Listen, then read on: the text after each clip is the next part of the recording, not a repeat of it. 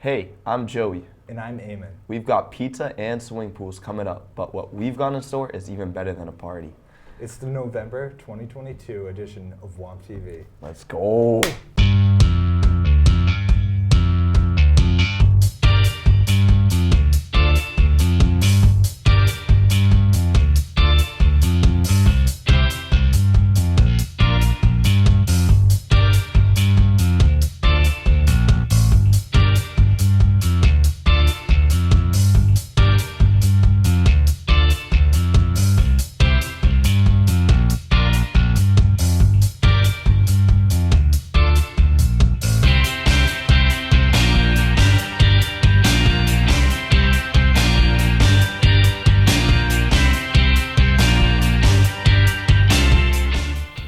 Let's face it, everyone loves lunch.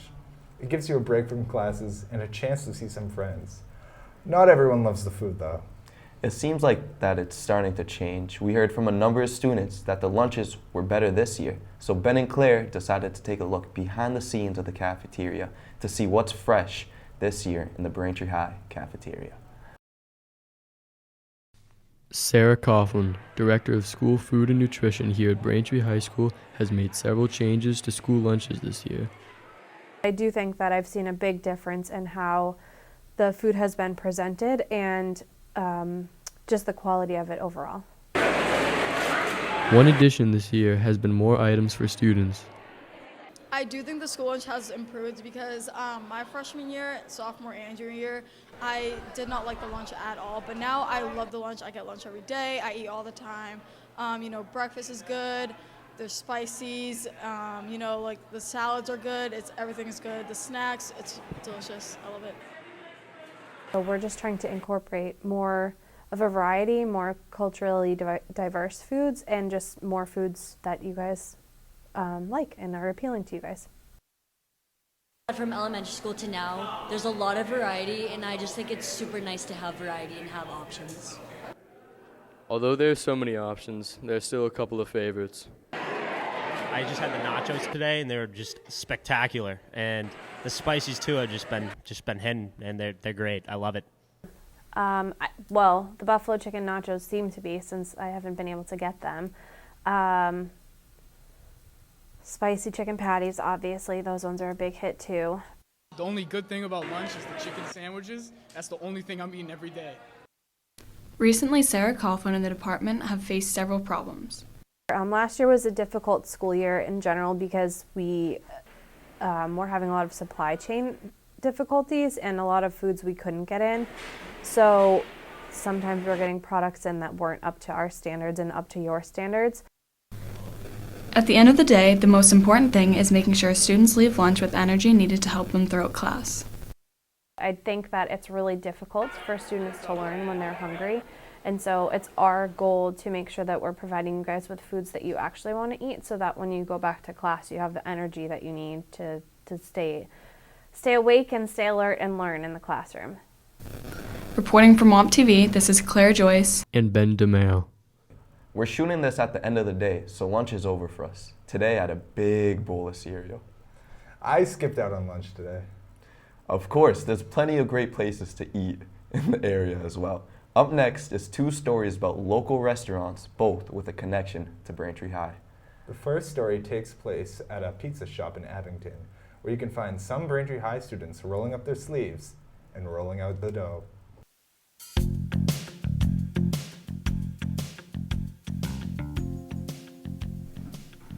Two brothers had ambitious plans after graduating from Braintree High and being so involved. I went to Braintree High School. I used to be in the Best Buddies program, worked with a bunch of the staff, Nancy Bucknam being one of them. I was an officer in the Best Buddies program for all 4 years of my high school stay, and Nancy's my neighbor, so we had a history there. I went to school with her son, and I loved the program, was all about it, Project Prove and Best Buddies, so I had a connection there.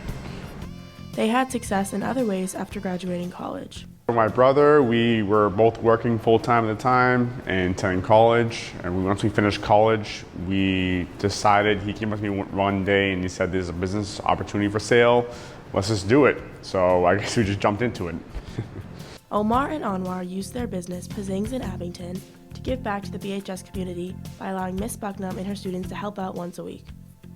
Typical day is they come in from the bus right before we open, and they're grouped up separately. So one team could be doing, portioning blue cheese, another team could be making salads for the day, and they're delegated different tasks, and every week is different. So we always like to challenge them with new different tasks in terms of cleaning or new prep ideas. That way they don't get used to the same thing over and over again, which helps us out because it reduces our time of prepping for the week as well. But the brothers' passion for helping others goes beyond just making good food. So they're getting great life skills, how to act in a work environment, they're learning procedures, rules, how to behave, structure, as well as being professional at work. And we really believe in helping these children in any form possible. It's been my passion, but even before I became an entrepreneur, me and my brother, we've always liked to work with children. Reporting for WampTV, this is Lila Downey and Tessa Morriston.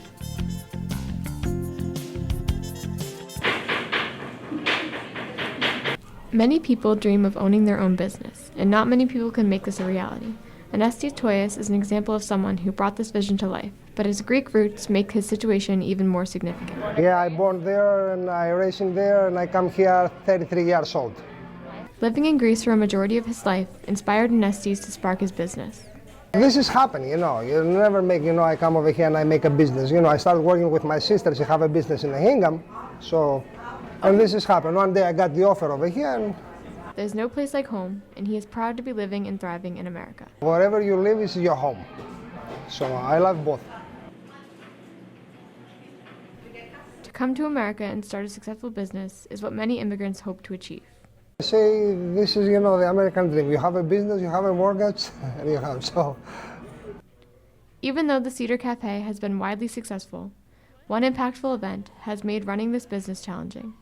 The difficulty right now is to find employees. After the COVID, after the quarantine, it's too tough to find employees. This is the most tough. Everyone picks up the slack, when someone else isn't here, we all team up and we get everything done. The Cedar Cafe staff has a wide variety of tasks. One interesting aspect is its Greek-based cuisine. I deal with all the Euro machines, so if you see on the left, it's usually chicken, and on the right, it's pork. And what it does is that it just spins around. So Euro is in Greek around. So that's why when the meat spins, it's just going around. The cafe has been successful despite its challenges.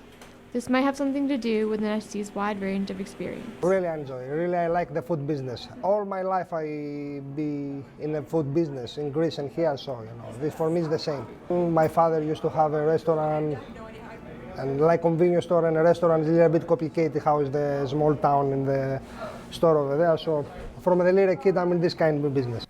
Anestis certainly has more responsibility than his peers, but he still feels like part of the team. I'm still employed here. I'm working with them. We are a team. Meeting the needs of customers is equally as important. I mean, being here for so long, you start to grow accustomed to the everyday people that come in, and you try to know their name and try to remember their order, so that way they keep coming back. And to some of the staff, the reward is anything but materialistic. It's not about the pay, like a lot of people may think, it's the pay and everything. I've been doing this for over 15 years.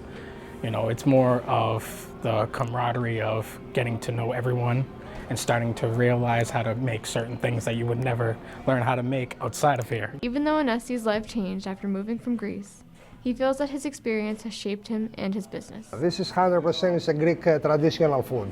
It's the way we make in Greece, we make here exactly. Nothing different. And better too, people said. That's people said.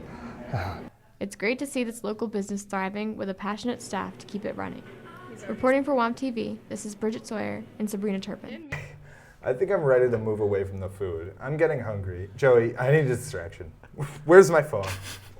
Eamon, you don't need your phone, my dude. Up next, we've got a fun Taylor Swift trivia segment. Taylor Swift? Yeah, get ready to shake it off, Eamon. I love Taylor Swift. Hi, I'm EJ, and this is WampTV Game Time, where we sit down for some fun in the WampTV studio. Today, we've got two Taylor Swift superfans. Hi, I'm Lila. Hi, I'm Claire. All right, let's get this out of the way. What is, in your opinion, Taylor's best album? I think that my favorite album is Speak Now. My favorite album is also Speak Now, but I also love Folklore.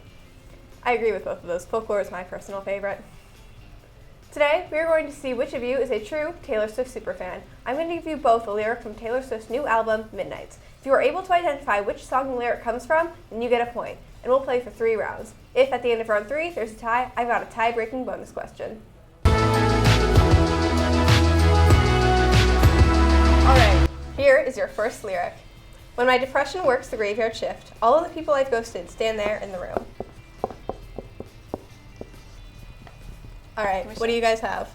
Anti-hero. You're both correct. Alright, the second lyric is, I'm so in love that I might stop breathing. Drew a map on your bedroom ceiling. I know it. Hold on. Do you? Yeah. I think I'm just gonna guess because I don't know this. Okay, hold on. I'm just gonna guess. I think we said the same one. Oh, no, we didn't. Alright. Do you guys have it? Yeah. Alright. Claire, would you like to say yours first? I said maroon. Alright. I said Paris or Mastermind. Well, Lila, you are correct. It is Paris. Anyways.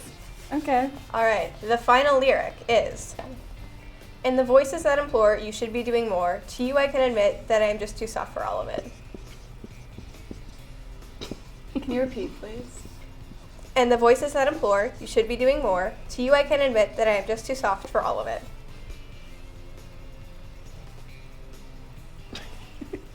Yeah, I don't know this one. Alright. Just question mark. What do you have? The answer is Sweet Nothing. Yes, it is. Anyways, Alright. Good job. Congratulations to Lila. Looks like you won today, and you are the true Taylor Swift superfan. Are you surprised? No. I am a little bit. So. Good game, Claire. Good game. That was good. Well, thanks so much for playing. Thanks for having us. And thanks to everyone else for tuning in. We'll catch you again on the next WampTV game.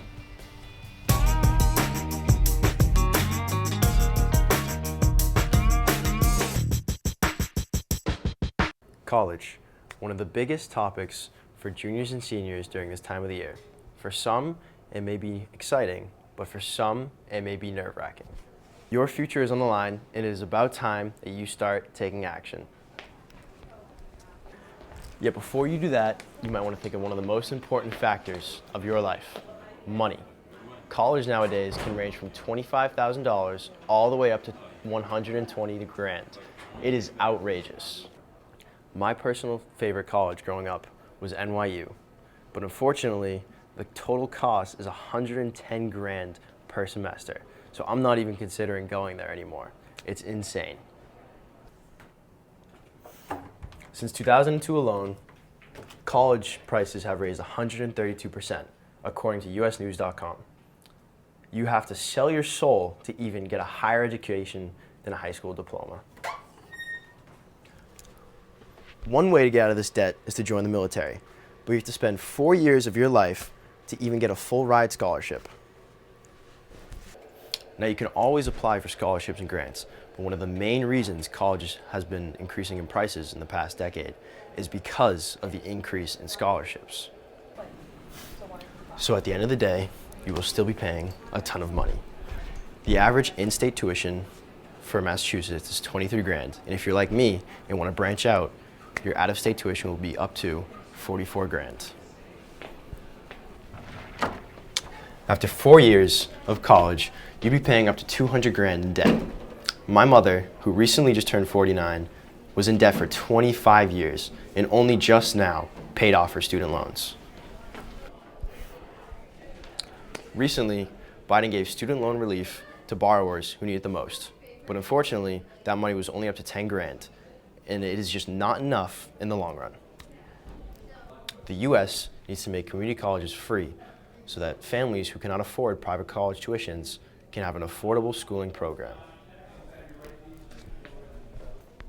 The people of the U.S. need to change their mindset on community college and make it a more valid option. The social aspects of the entire thing need to become more acceptable. College is a pain in the butt, but don't let it get to your head too much. I'm Braden Wallors, and thank you for listening to my take on college prices. Thank you to Braden for that report. And congratulations to Lila for her win at Taylor Swift Trivia. She is the Alpha Swiftie. Anyways, fall sports have come to an end at Braintree High, and some of our teams did really well. Last month, we checked in on our football team. Coming up are stories about two of our girls' teams, one on land and one on water. Braintree Field Hockey caught Massachusetts off guard. This team is a lot better than the last few teams that we've had. I think we have a lot more communication this year and that everyone just works well together. Out of all Braintree High's fall sports, field hockey came out on top with a record of 12-4-2, making it the leading sport at BHS. We have a lot of chemistry this year, and we work hard together, and we win together, we play together. We have a really good defensive line. The thing with our defense is that this is their second consecutive year playing with each other, and they're absolutely just brick walls. I don't even know how else to describe it. And they did it all with a brand new coach. If you have your sneakers, you can go in the pond. If you don't, 2 groups. So our new coach, her name is Channing. She goes by Cece. She's super nice. She's a teacher over at Archie. She's a math teacher. Not a big fan of math, but I'm a big fan of her. Feeling pretty optimistic, but also knowing that it's come from a lot of hard work and a lot of effort. I know that it doesn't come easy, and our games, they haven't been easy by any stretch. So I hope that the record shows the hard work, and I think that it'll hopefully continue as we keep moving forward. Despite their efforts, the team did not win their tournament, but that didn't stop them from making unforgettable memories being featured on the Patriot Ledger. My grandfather printed out the newspaper, bought like 5 copies and laminated each and every one of them, and my picture was on it, so that was kind of an achievement for me, and like my family was super proud. So we know Braintree Field Hockey will continue to succeed next season. Reporting from WampTV, this is Eamon Corbo and Joey L. Corey. Fans always pack the stands at Braintree varsity football games, but some of our other varsity sports do not get as much recognition. This season, the varsity swim team and dive team's only fans were parents and teammates. Megan Scott is the senior captain and a standout swimmer on the BHS varsity swim team. Overall, I think I've had a pretty good season. Megan's hard work and determination has led her to where she is today. I competitively started swimming in the 1st grade. I joined the Walpole rec team because Braintree didn't have one and Weymouth was too expensive, so I joined Walpole. I started swimming at a lot of different events. I used to swim butterfly when I was a freshman. I decided to stop doing that because it was the worst thing ever. I started swimming the 500 my freshman year and got into distance swimming, and I think I really improved doing that. At the beginning of her junior season, she got COVID. Last season, for my junior year, I got COVID in the beginning, so I wasn't able to perform to my best potential. After getting sick, it really affected her body and her ability for swimming. It definitely affected me physically. Also, my sophomore year was when that was like the worst of it because we were having meets, but we weren't going against an actual team. So it was just us swimming the events we would swim in a meet, but we weren't working towards anything. So it was hard mentally to prepare myself for a meet when I knew if I did great, I wasn't gonna get a reward for it. Sectionals is an important meet and equivalent to making the playoffs. It's a meet that you have to qualify for, so it goes sectionals and then state. So the state times are faster than sectionals. It's definitely hard to qualify for those times, and doing it is a big accomplishment. My goal was to go under 6 minutes in my 500 free, which 2 meets ago I did, and I qualified for sectionals, and I've also qualified for states for 3 relays. Megan was one of the very few people to make it to sectionals. For individual events, I believe 4 people did, and for relays, we have 3 boy relays and 3 girls. Megan's journey will hopefully continue after high school. I think so. A few coaches have reached out to me. I would be excited to do it in college if I could, but there's also, I have to do another sport, golf, and I'd like to do that in college as well. But if even for a club team or just by myself swimming laps in a pool, I definitely want to continue it. Reporting from WampTV, it's Sadie Driscoll and Kiki Hall. That's it for a November edition of WampTV. For more WampTV content, check out our YouTube channel at youtube.com/WampTVBHS and follow us on social media at WampTV on Instagram, Twitter, and TikTok. Also, check out the weekly Braintree High Student Press podcast available on Spotify, Apple Podcasts, and other platforms. We do have one more thing for you. before the credits roll, so stick around. But as for Joey and I, this has been WampTV. WampTV.